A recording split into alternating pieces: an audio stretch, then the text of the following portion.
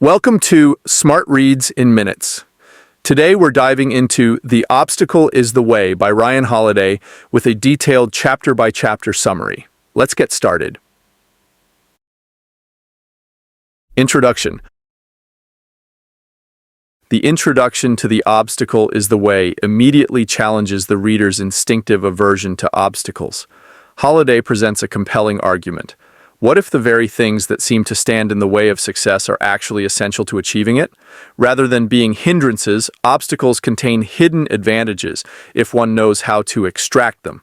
He emphasizes that most people, when faced with challenges, freeze, complain, or resign themselves to failure. They view obstacles as immovable barriers, believing that their circumstances define their limits. However, history is full of examples of individuals who took adversity and turned it into an opportunity for triumph. Holiday introduces the idea that obstacles are universal, yet our reactions to them are what separate those who succeed from those who falter. Some people, faced with the same difficulties, find ways to thrive, while others remain stuck. The difference lies in three key disciplines: perception, action, and will.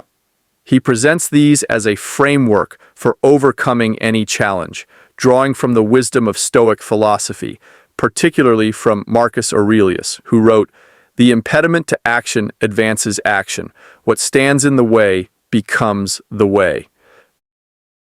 The introduction also highlights the common excuses people use to justify inaction: economic downturns, lack of opportunities, discrimination, bad luck. Holiday does not deny these obstacles exist, but argues that they are not insurmountable. The solution lies in reframing how one interprets setbacks, developing the discipline to act decisively, and cultivating the resilience to endure hardships. He foreshadows the book's central message: obstacles are not curses, but blessings in disguise, and the key to unlocking their hidden benefits lies within one's mindset and approach. The discipline of perception. Perception, Holiday explains, is the lens through which we view the world. It is not reality itself, but rather the subjective interpretation of events. This means that two people can face the same challenge and react in completely different ways. One might crumble under pressure, while the other sees an opportunity. The ability to control perception is the first and most crucial step in overcoming obstacles because it dictates how one approaches problems. Holiday illustrates this point with the example of John D. Rockefeller, one of history's most successful businessmen. As a young man, Rockefeller witnessed the Panic of 1857, a massive financial crisis that devastated businesses across the United States. While others panicked, Rockefeller took this as an opportunity to observe, learn, and develop the financial discipline that later made him an oil industry titan.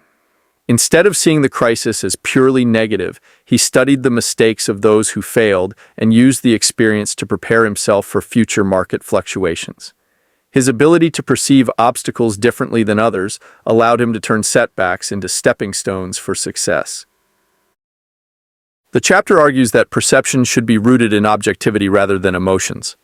When people allow fear, frustration, or self-pity to cloud their judgment, they lose the ability to make rational decisions. Instead, one must cultivate mental clarity, emotional detachment, and the ability to analyze situations from a neutral standpoint. This doesn't mean denying reality or pretending problems don't exist. Rather, it means seeing things as they truly are without unnecessary exaggeration or distortion. Holiday concludes that perception is a choice. People can decide whether to see something as an insurmountable problem or a challenge to overcome. The discipline of perception enables individuals to control how they react to external events, making them more adaptable and resilient. Those who master perception gain an enormous advantage over those who allow emotions to dictate their actions. Recognize your power. This chapter delves into personal agency, the realization that while people cannot always control what happens to them, they can always control their response. Holiday presents the story of Reuben "Hurricane" Carter, a successful boxer who was falsely accused of murder and sentenced to life in prison. Most people in Carter's position would have succumbed to anger, despair, or a sense of helplessness. Yet Carter made a defiant decision. He refused to see himself as a prisoner. Upon entering prison, Carter informed the warden that while they could keep his body locked up, they could not control his mind. He refused to wear a prison uniform, eat prison food, or participate in any system that treated him as a convict. Instead, he focused on his legal defense, spending every waking moment studying law, reading philosophy, and mentally preparing for his eventual release.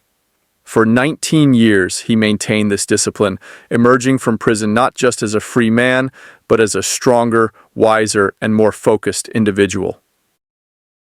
The lesson is clear: no one can take away your power unless you allow them to. Holiday emphasizes that people often surrender control over their emotions and reactions without realizing it.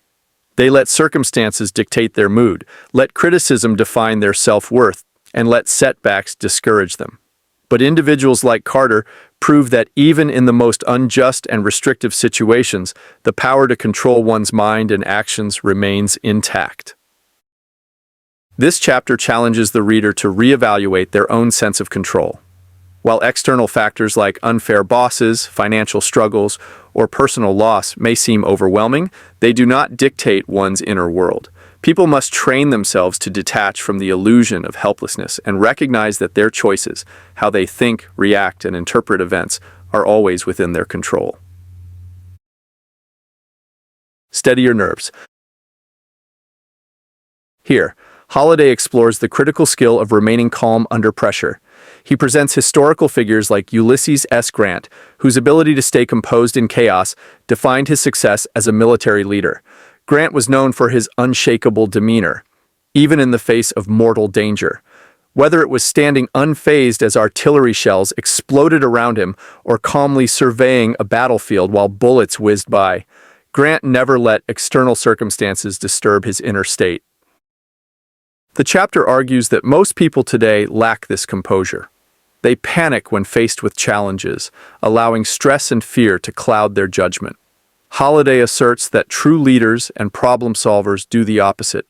They train themselves to control their nerves, remain level-headed, and focus on solutions rather than catastrophes.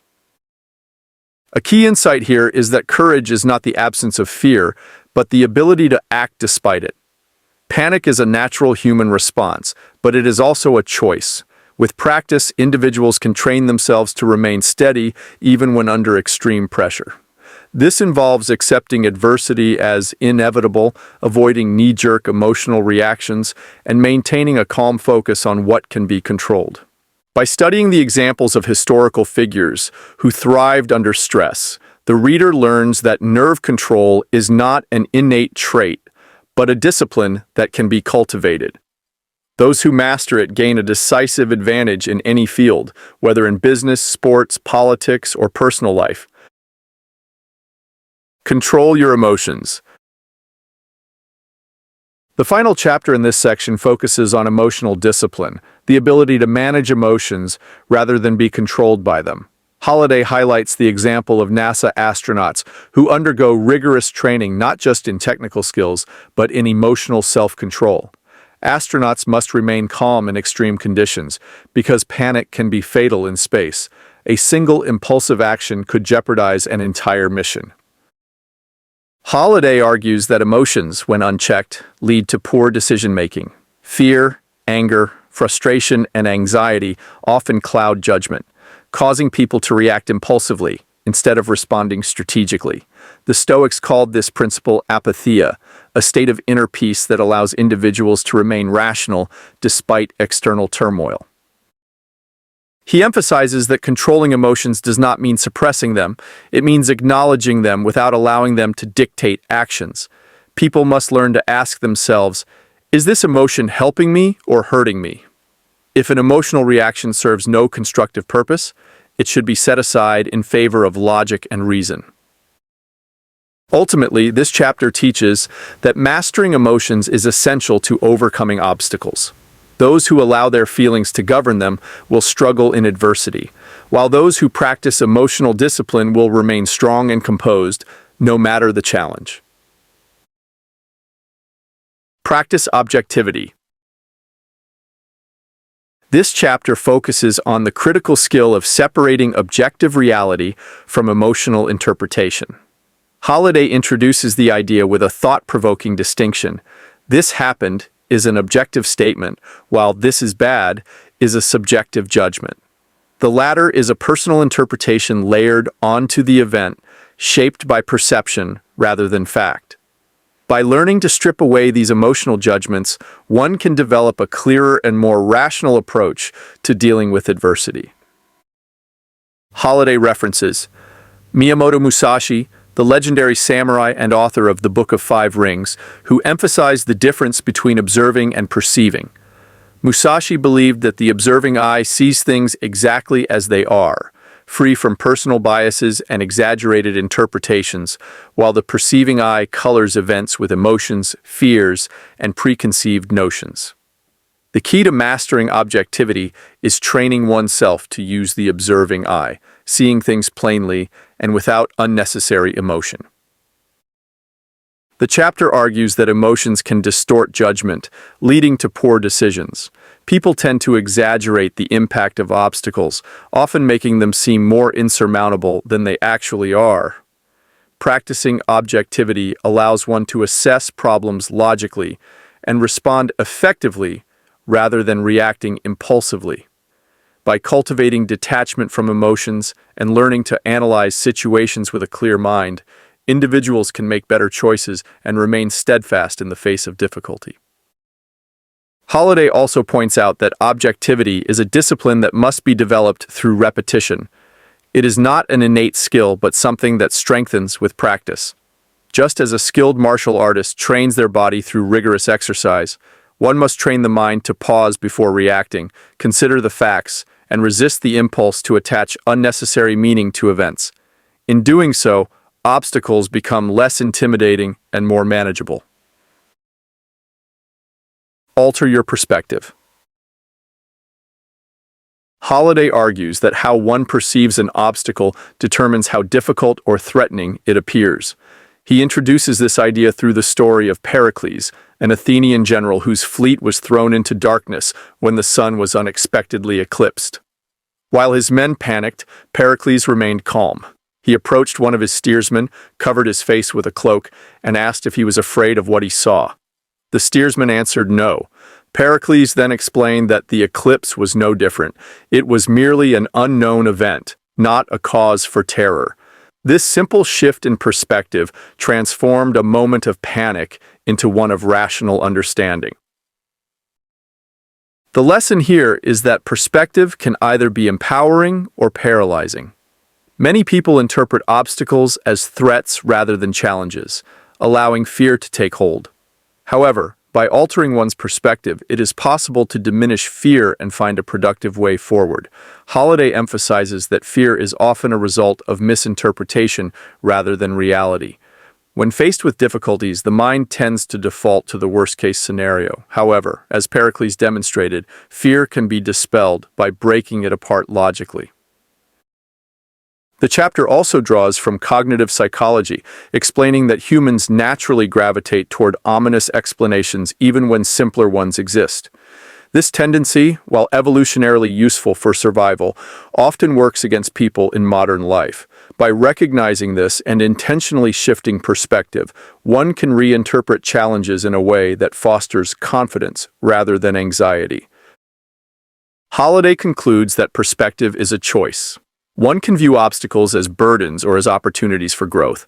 Those who actively choose a more empowering perspective will find themselves more adaptable and resilient. This ability to frame events productively is what separates those who thrive under pressure from those who crumble. Is it up to you? This chapter focuses on distinguishing between what is within one's control and what is not. Holiday references the Stoic philosopher Epictetus, who taught that the first step in dealing with any situation is categorizing it. Is this within my control, or is it outside my influence? He stresses that spending energy on things that cannot be changed is futile and self-defeating, while focusing on what can be controlled leads to empowerment. Holiday uses the example of Tommy John, a professional baseball pitcher who played for 26 seasons, a remarkable achievement in a physically demanding sport. Tommy John's career was nearly cut short when he suffered a severe elbow injury, but rather than lament his bad luck, he focused on what he could do. He worked relentlessly on rehabilitation, pursued an experimental surgery, which would later become the famous Tommy John surgery, and returned to the game stronger than before. His story exemplifies the power of focusing on what is within one's control, rather than being paralyzed by what is not. The chapter argues that most suffering comes not from external events themselves, but from our futile resistance to them. People often waste energy complaining, wishing circumstances were different, or resenting what has happened to them. However, once one accepts that certain things are simply outside their influence, they can redirect energy toward productive action. Holiday encourages readers to reframe challenges in terms of personal agency. Instead of asking, "Why did this happen to me?" one should ask, "What can I do about it?" This shift in mindset transforms obstacles from sources of frustration into problems that can be worked on. Ultimately, he asserts, people have far more power than they realize, but only if they focus on what is truly up to them, rather than wasting time on what is not. Live in the present moment. This chapter explores the importance of focusing on the present, rather than being consumed by regrets about the past or worries about the future. Holiday begins with a list of some of the most successful companies in history: FedEx, Microsoft, Disney, Hewlett-Packard, all of which were founded during economic crises. The entrepreneurs behind these companies did not let external circumstances deter them because they were too focused on the immediate task at hand to be overwhelmed by larger economic fears. Holiday explains that humans have a tendency to overthink their situations, trying to analyze every possible outcome. This mental clutter often leads to paralysis rather than progress. Instead of wasting energy speculating about whether this is a good or bad time to act, one should focus entirely on what needs to be done right now. Drawing from Stoic thought, Holiday highlights that the future and the past are distractions. The only thing that truly exists is the present moment. He suggests various ways to stay grounded in the now: physical exercise, meditation, and even spending time with animals who exist entirely in the present. The chapter emphasizes that living in the moment is a skill, not an empty slogan. It requires active effort to redirect the mind whenever it drifts into unnecessary worrying or reminiscing. By mastering this discipline, individuals can free themselves from distractions and focus entirely on what must be done, making them more effective and less burdened by doubt. Think differently. Holiday discusses the power of unconventional thinking and challenges the reader to reject imposed limitations. He illustrates this through Steve Jobs, who was known for his reality distortion field, a mindset in which he refused to accept traditional constraints.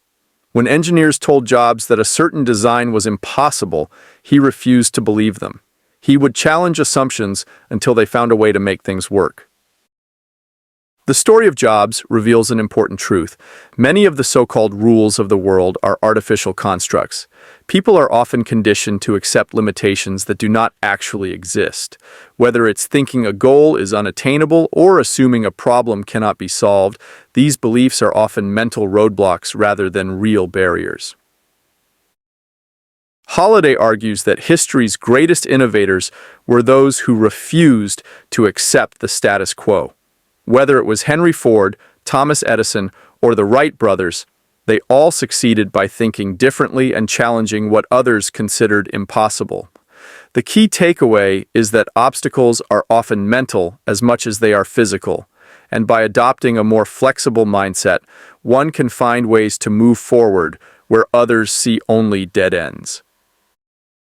The chapter concludes with a call to action: question assumptions, challenge perceived limitations, and refuse to accept impossible as an answer. Those who do will find paths that others overlook, allowing them to achieve what most believe cannot be done. Finding the opportunity. In this chapter, Holiday argues that every obstacle contains within it a hidden opportunity, but most people fail to see it because they are too focused on the difficulty itself. He begins with the example of the World War II General Dwight Eisenhower, who was faced with an overwhelming enemy advance.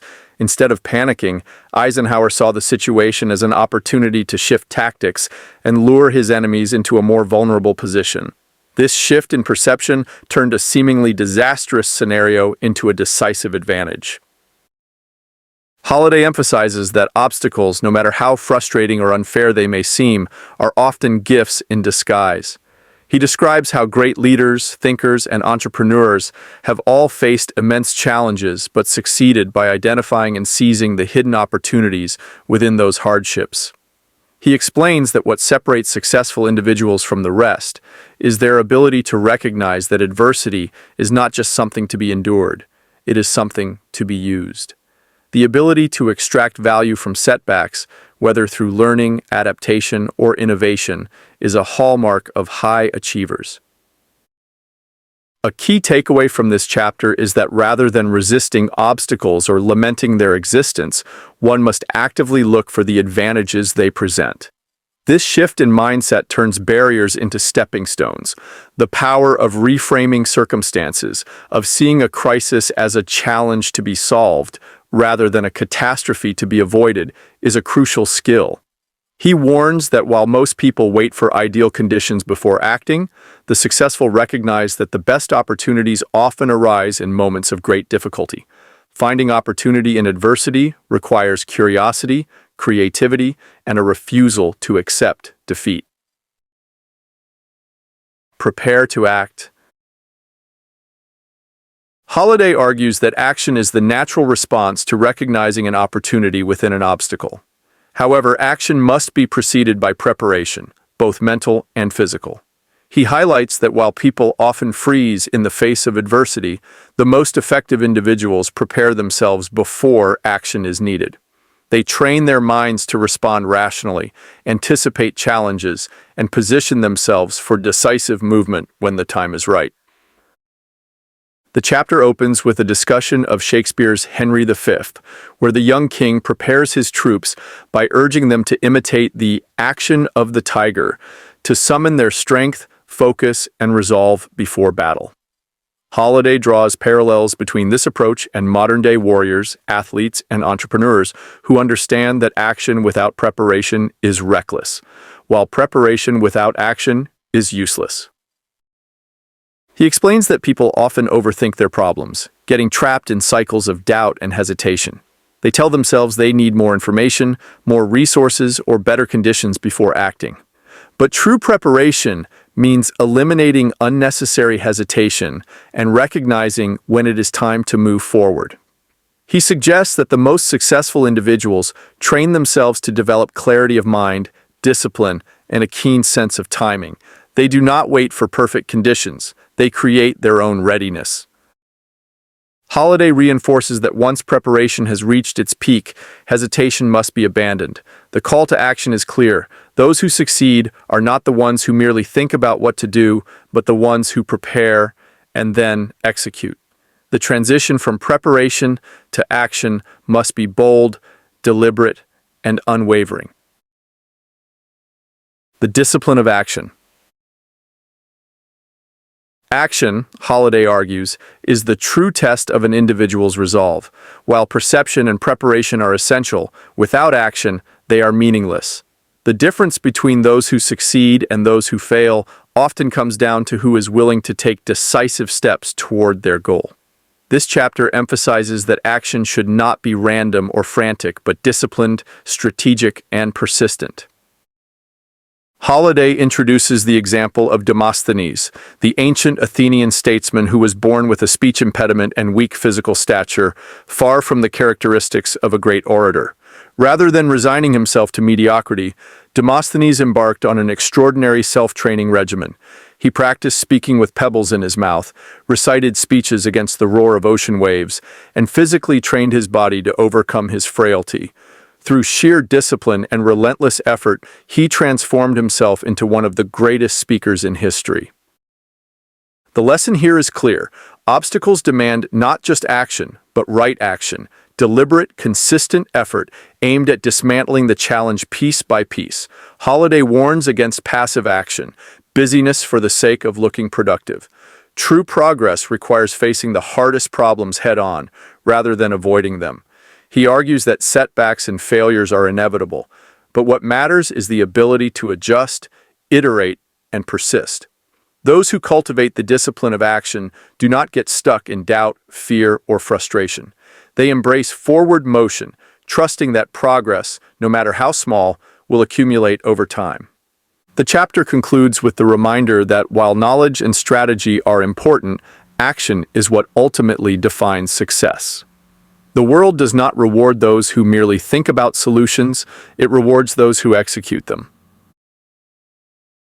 Get moving. In this chapter, Holiday argues that the greatest obstacle to success is often inaction.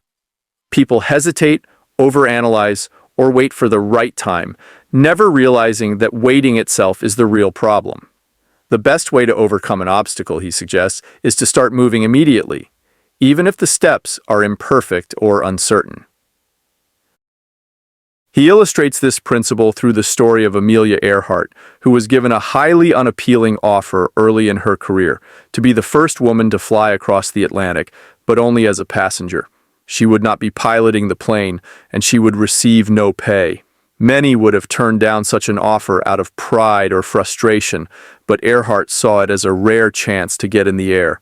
She accepted, knowing that movement, even in an imperfect form, would lead to more opportunities. Less than 5 years later, she became the first woman to fly solo across the Atlantic.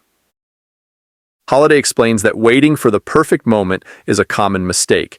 Conditions will never be ideal, and delaying action only strengthens obstacles. The key is to begin where you are, with what you have, and figure things out as you go. He points out that the greatest innovators, leaders, and artists did not wait for the perfect opportunity. They took action despite uncertainty and refined their approach along the way. The chapter urges readers to cultivate a bias for action. Instead of standing still complaining about obstacles or waiting for external validation, one must initiate forward momentum. Action generates energy, and energy creates opportunities.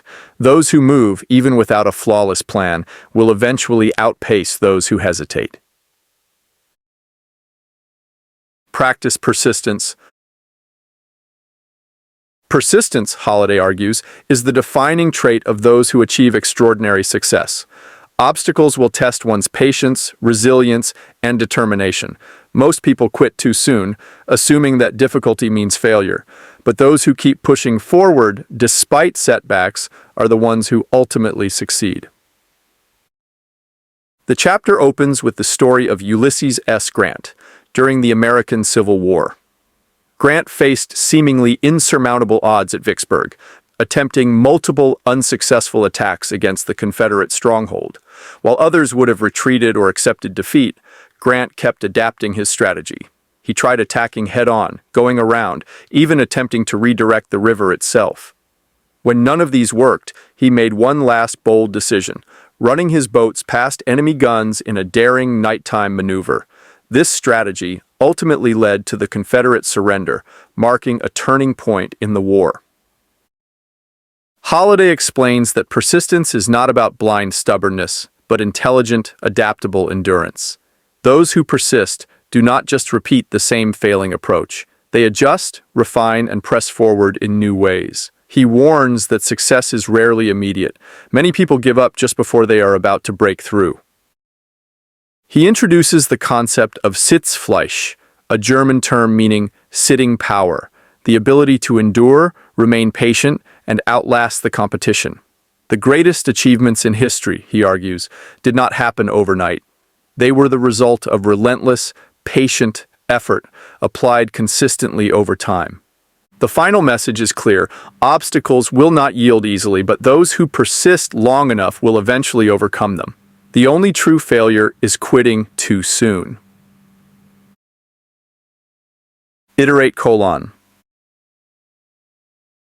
This chapter explores the concept of iteration, the process of continuously refining, adjusting, and improving through repeated attempts.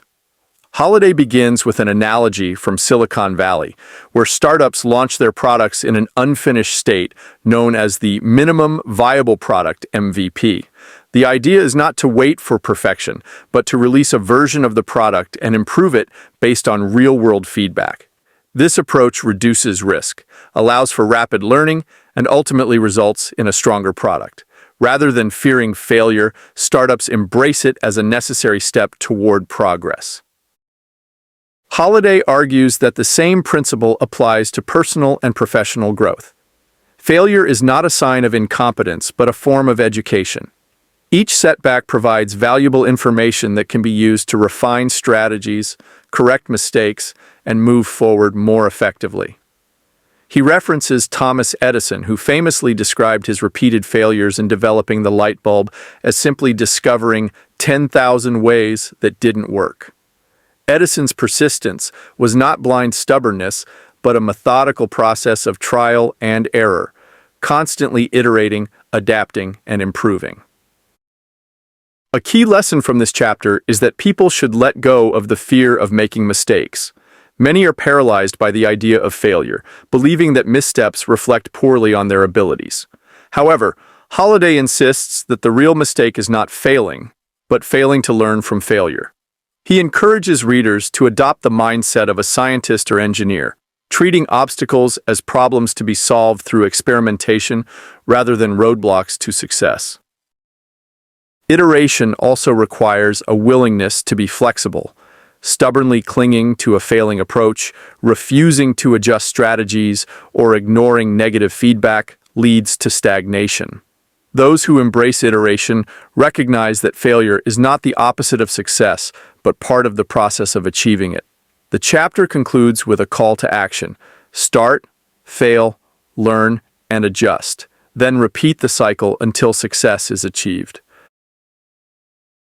Follow the process. This chapter emphasizes the importance of breaking down large, intimidating challenges into small, manageable steps. Holiday introduces the concept through Nick Saban, the legendary football coach of the University of Alabama, who instilled a philosophy known as the process in his players. Rather than focusing on winning championships or achieving massive success, Saban drilled into his team the idea of focusing only on the next task in front of them, whether it was a drill, a play, or a single moment in the game. By following this disciplined approach, his players were able to perform at a high level without being overwhelmed by the pressure of long-term goals. Holiday expands this idea beyond sports, arguing that many people cripple themselves by focusing too much on the end result. The prospect of writing an entire book, running a marathon, or building a business can feel impossible. However, breaking it down into daily achievable steps makes the process manageable. The only thing that truly matters is doing today's work well, not worrying about what comes after. He illustrates this with the example of James Pollard Espy, a 19th-century meteorologist who was illiterate until the age of 18. After attending a speech by the great orator Henry Clay, Espy became determined to learn how to read. Clay, recognizing the young man's struggle, pointed to a letter and said, "That's an A. Now you only have 25 more to go." Within a year, Espy had not only learned to read, but had enrolled in college, demonstrating the power of focusing on one step at a time. Holiday argues that people often overcomplicate success, believing it requires genius or extraordinary talent. In reality, the process is the key. The world's most accomplished individuals did not achieve greatness in a single moment, but through thousands of small, disciplined actions over time. The chapter encourages readers to stop worrying about the future and simply execute today's task to the best of their ability. If this approach is repeated consistently, success becomes inevitable. Do your job, do it right. This chapter explores the philosophy of taking pride in one's work, no matter how humble or insignificant it may seem. Holiday begins with the story of Andrew Johnson, a U.S. president who was once a tailor. Johnson never considered his past as something to be ashamed of. Instead, he was proud of the fact that his garments never ripped and that he always delivered quality work. This mindset carried over into his political career, where he believed that whatever job he was given, it was his duty to perform it with excellence. Holiday also highlights James Garfield, who worked as a janitor while attending college. Rather than seeing this as beneath him, Garfield did his job with such dedication that within a year, he was promoted to professor, and by his mid-20s, he became the dean of the school. These stories illustrate that success often comes from mastering the small tasks before being entrusted with greater responsibilities. One of the key messages of this chapter is that how a person approaches their work, no matter how insignificant it seems, reveals their character. Many people perform tasks half-heartedly, believing that they will put in effort only when they reach a position of importance. However, the truth is that the way one does anything is the way they do everything. If someone cannot handle small responsibilities with care and diligence, they will not be entrusted with greater ones. Holiday argues that success is not always about being the smartest, most talented, or most innovative. It is often about being reliable, disciplined, and consistent. Those who take pride in their work, show up on time, and do things the right way build reputations that open doors for them. The chapter concludes with a call to treat every task, no matter how small, with the same dedication and excellence as if it were the most important job in the world. What's right is what works. This chapter challenges the reader to adopt a pragmatic, results-driven mindset, rather than being overly attached to rigid principles or traditional methods. Holiday begins with the story of Samuel Zemurray, an ambitious businessman who found himself in a legal dispute over land in Central America. His competitors spent enormous amounts of time and money hiring legal teams to settle the matter through bureaucracy. Zemurray, on the other hand, met with both disputing parties and bought the land from both of them, ensuring that no matter who was the rightful owner, he would have full control. The message here is that results matter more than rigid adherence to rules or theoretical ideals. Holiday argues that many people waste time trying to find the perfect solution when the best course of action is often the most direct and effective one. He points out that some of the greatest historical figures, whether in business, politics, or the military, were those who were willing to bend conventions and adapt strategies to achieve their goals. He emphasizes that idealism is admirable, but pragmatism gets things done. A major takeaway from this chapter is that people often become fixated on how things should be done, rather than focusing on what actually works. The world is full of obstacles, and the ability to adapt, think creatively, and find unconventional solutions is often what separates success from failure. The chapter urges readers to stop being stubbornly idealistic and instead be boldly effective. In praise of the flank attack, this chapter introduces the power of indirect approaches. Holiday opens with a discussion of George Washington, whose military strategy was not based on direct confrontation, but on hit-and-run tactics and avoiding head-on battles against the superior British army. Washington understood that a smaller, less equipped force could not defeat a larger enemy in a straight fight, so he used deception, evasion, and strategic positioning to wear down his opponents. Holiday extends this lesson to business, innovation, and personal growth. People often assume that obstacles must be tackled head-on, but the most effective strategy is often to find an alternative route.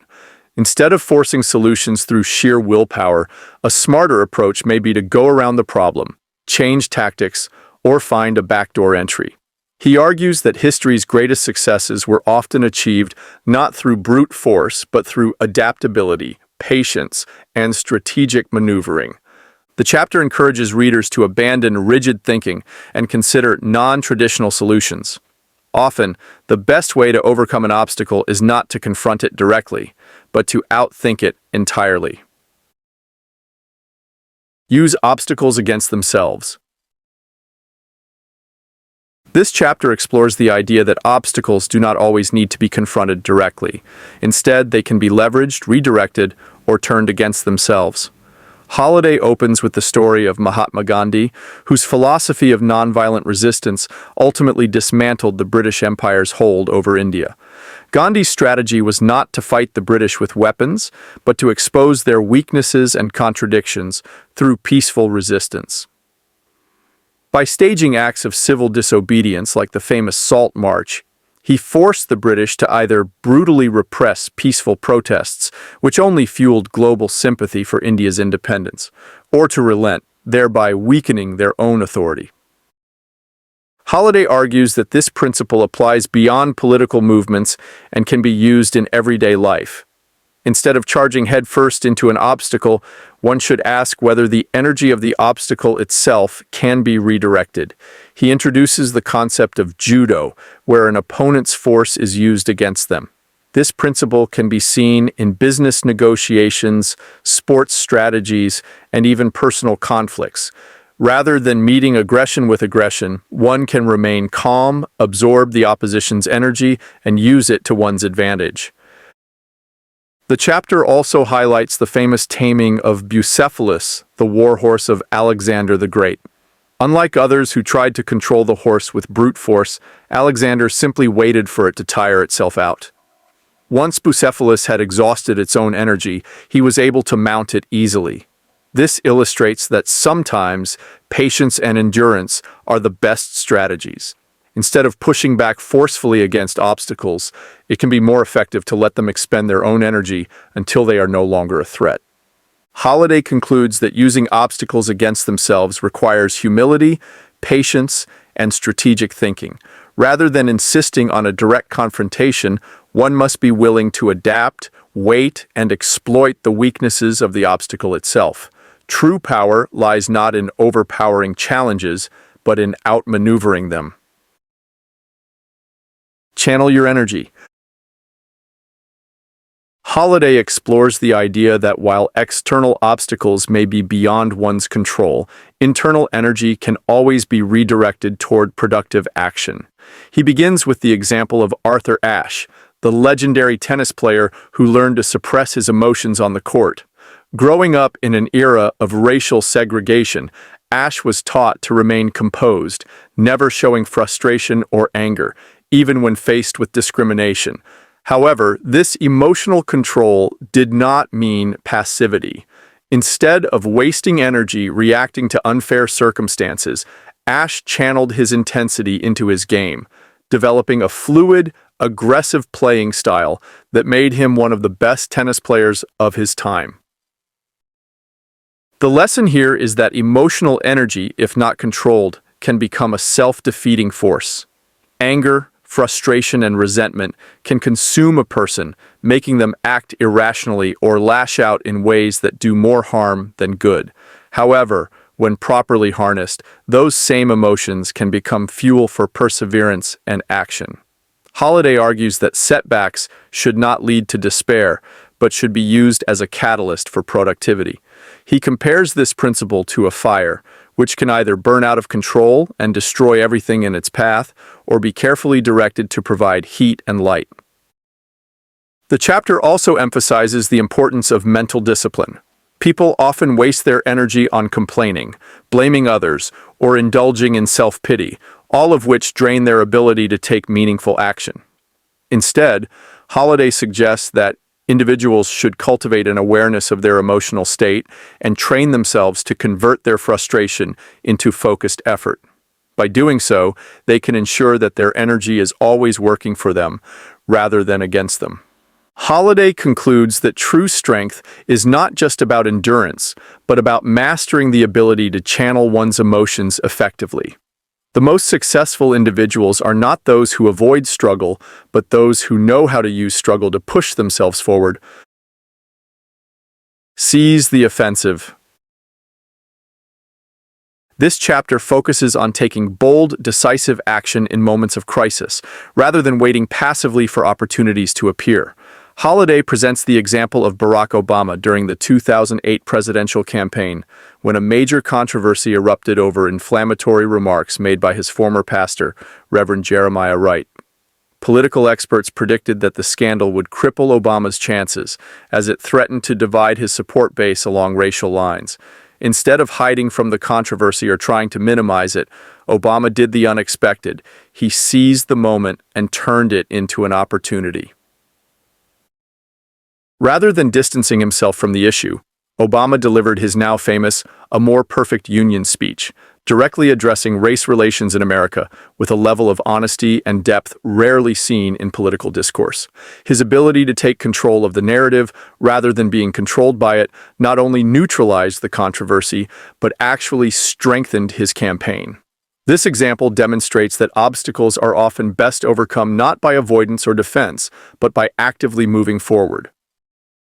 Holliday connects this to military strategy, citing the German general Erwin Rommel, who believed in relentless forward motion. Rommel's philosophy was that when two armies were equally exhausted, victory would go to the side that pressed forward first. The same principle applies in life. When people hesitate, fear takes over. But when they attack the problem head-on with confidence, they gain control of the situation. The key lesson of this chapter is that opportunities rarely come wrapped in a perfect package. More often than not, they arrive disguised as crises. The ability to recognize these moments, move forward aggressively, and take control of the situation is what separates those who succeed from those who falter. Prepare for none of it to work. This chapter delivers a sobering but crucial lesson. Sometimes, no matter how well one prepares, things will still go wrong. Holliday opens with the Stoic philosopher Seneca, who advised people to never fully trust success or fear adversity. He argued that fortune is unpredictable, and that people should expect setbacks even when they do everything right. Holliday explains that despite the best perception, action, and strategy, some obstacles simply will not be overcome. There will be failures, defeats, and dead ends. However, this does not mean that effort is wasted. Even when an obstacle proves insurmountable, there is still an opportunity to practice other virtues: acceptance, resilience, patience, and humility. The real test is not whether one can always succeed, but whether one can endure and adapt when success is out of reach. The chapter encourages readers to cultivate a mindset of anti-fragility, the ability to become stronger through hardship.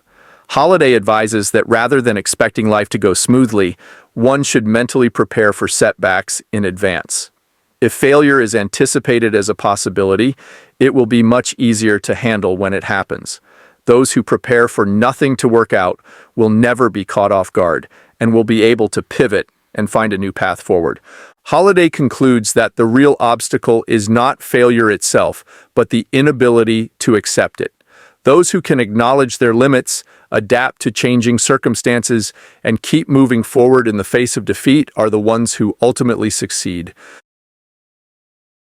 The discipline of the will.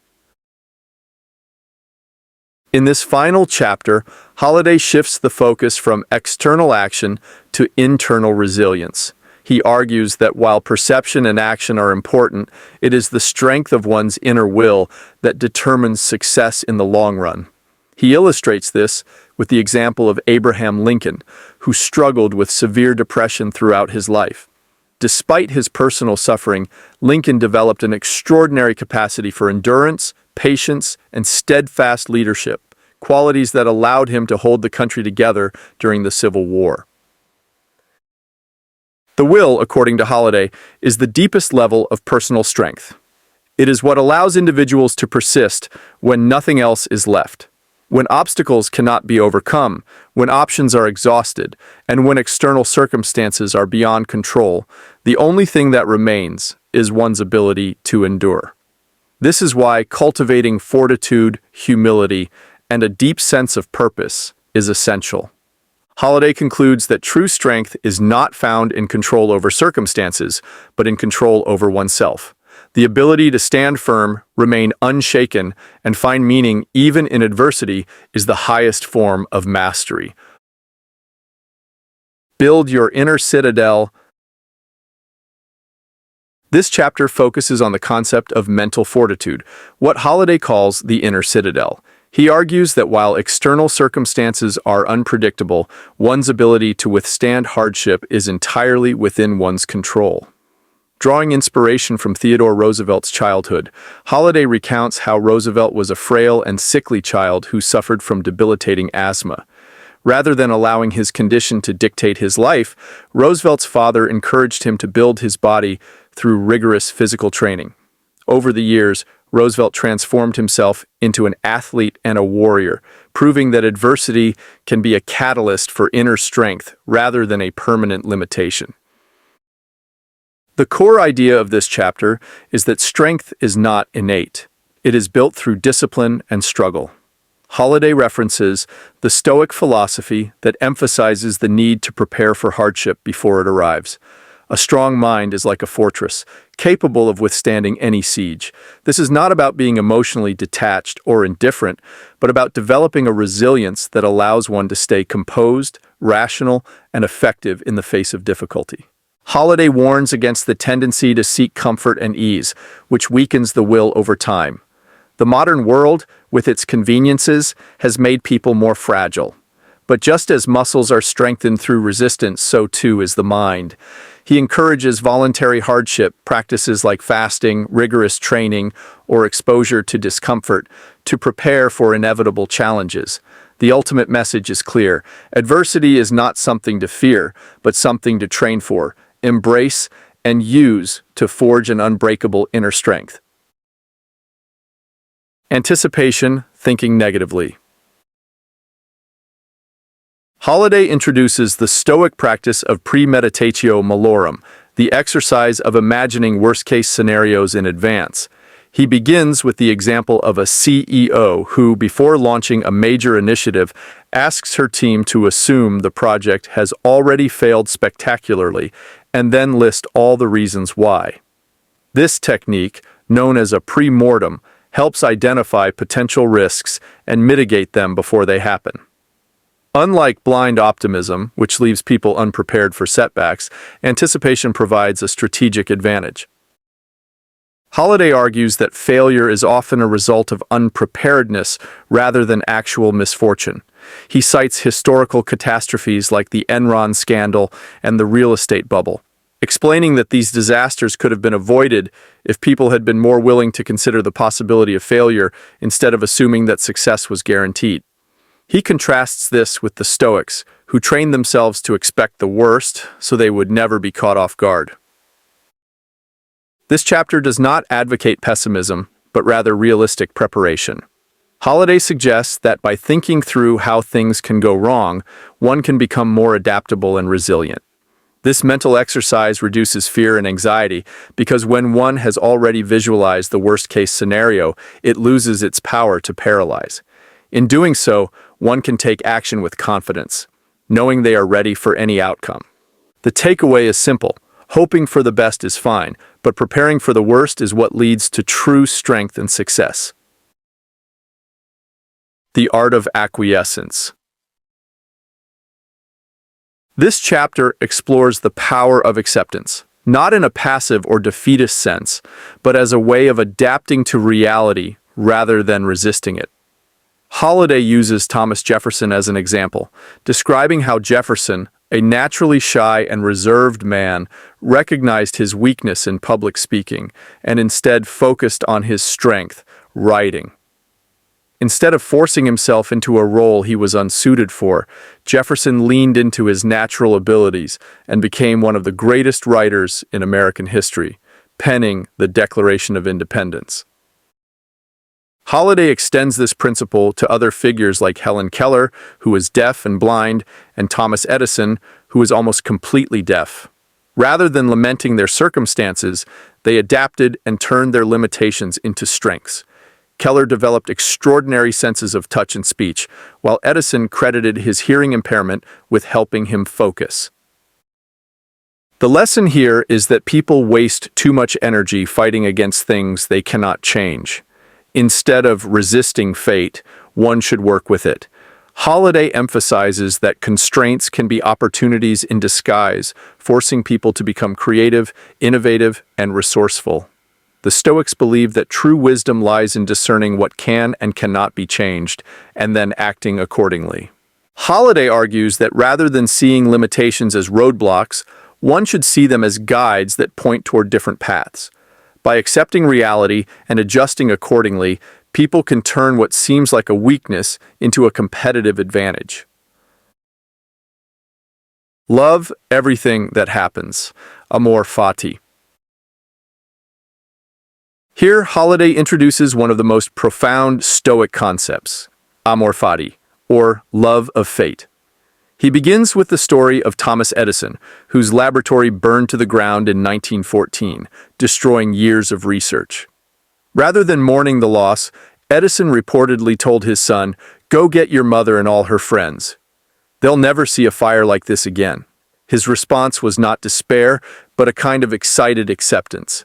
Edison embraced the disaster and used it as an opportunity to rebuild.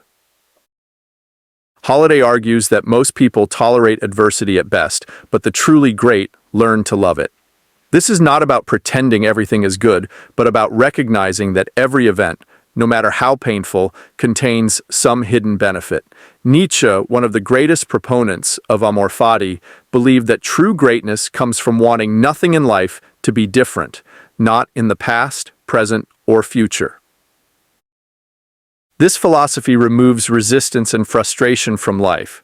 Rather than fighting against what has already happened, one should accept it fully and look for ways to use it. Holiday explains that while this may seem unnatural at first, it is a skill that can be developed. By practicing gratitude for everything, even the hardships, one develops a mindset that is invincible. The ultimate message is that obstacles are not just something to endure, but something to embrace and love.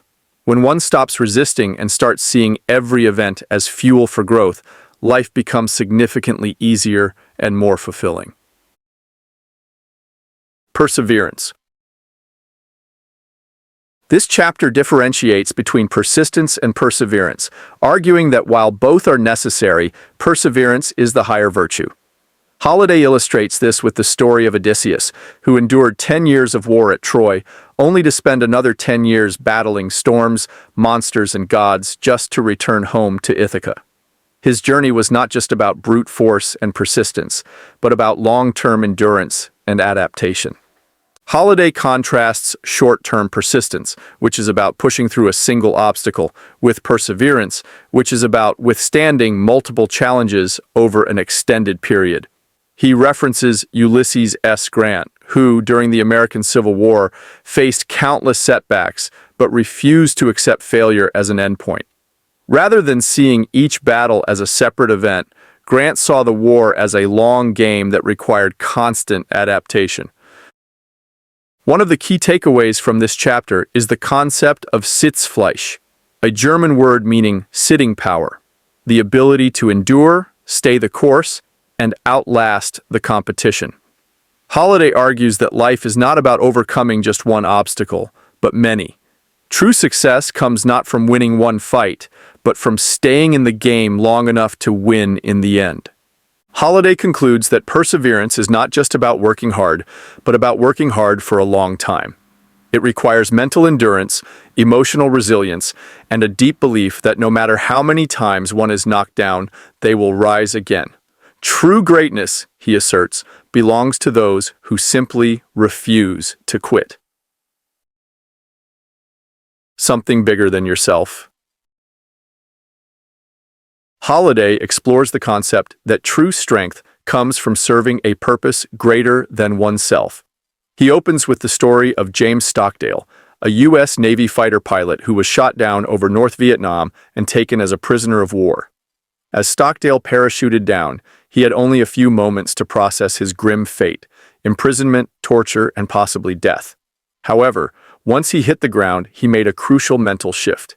Instead of focusing on his own suffering, he recognized his responsibility as the highest-ranking officer in the prison camp. He had a mission to lead and protect his fellow prisoners.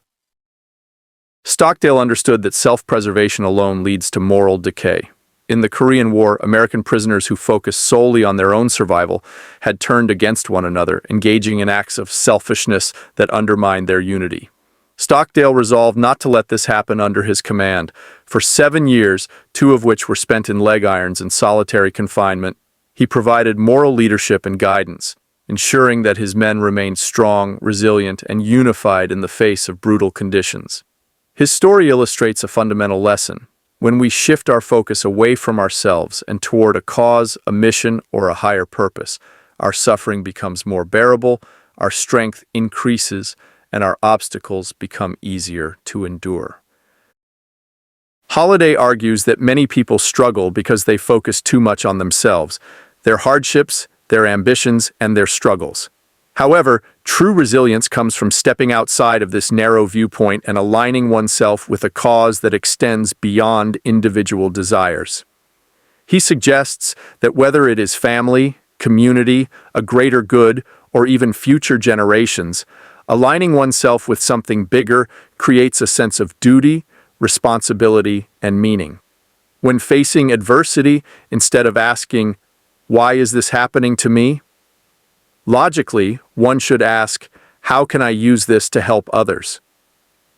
The ultimate message is that when we stop obsessing over our own problems and focus on something bigger, our problems shrink in significance.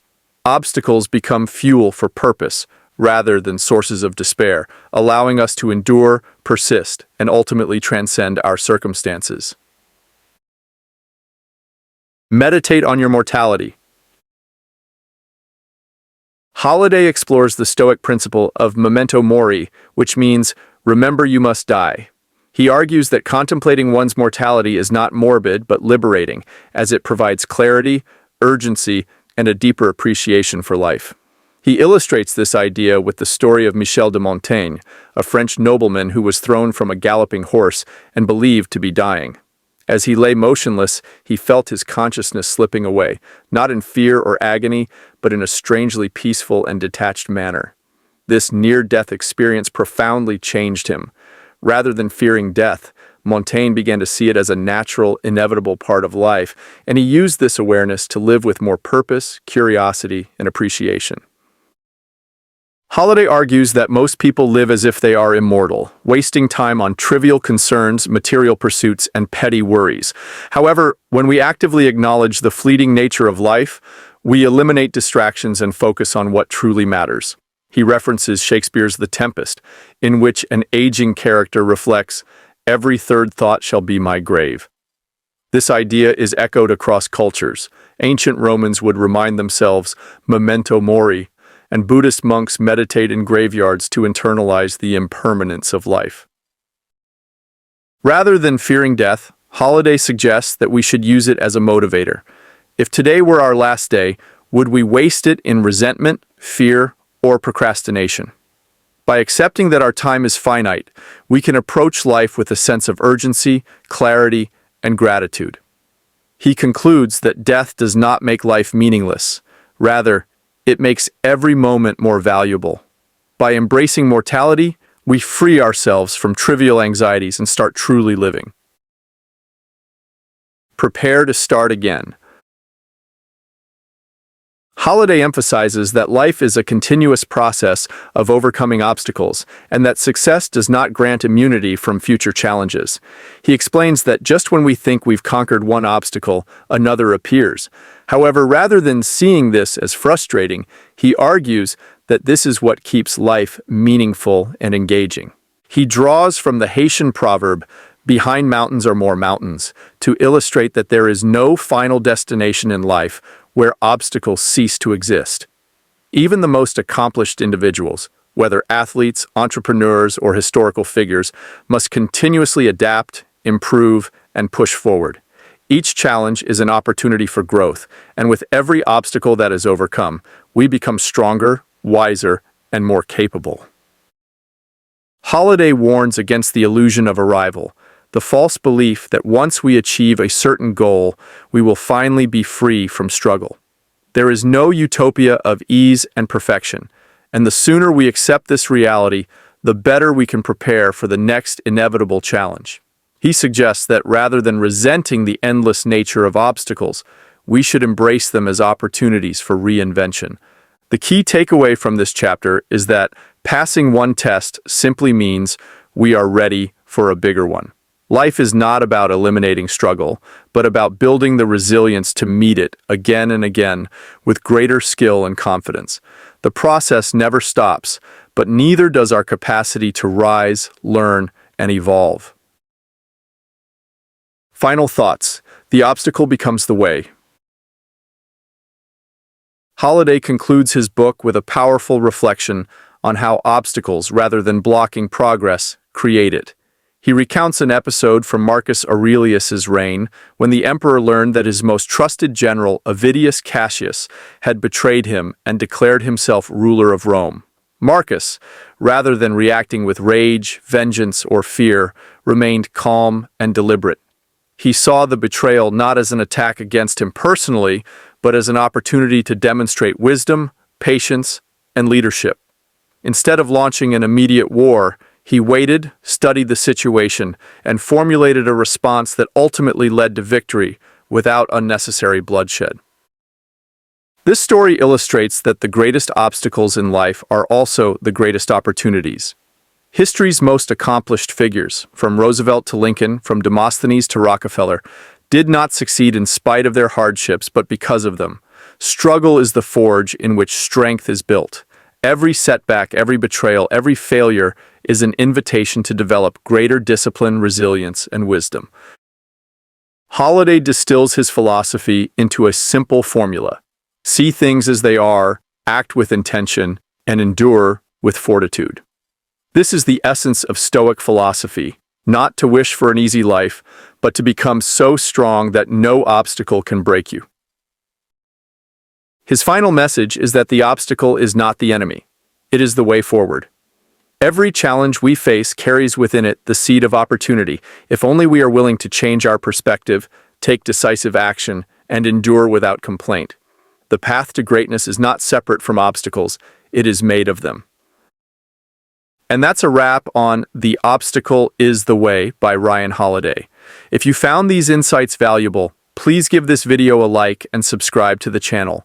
I'd love to hear your biggest takeaways, and if there's a book you'd like me to summarize next, let me know in the comments. See you in the next one, with much love and gratitude.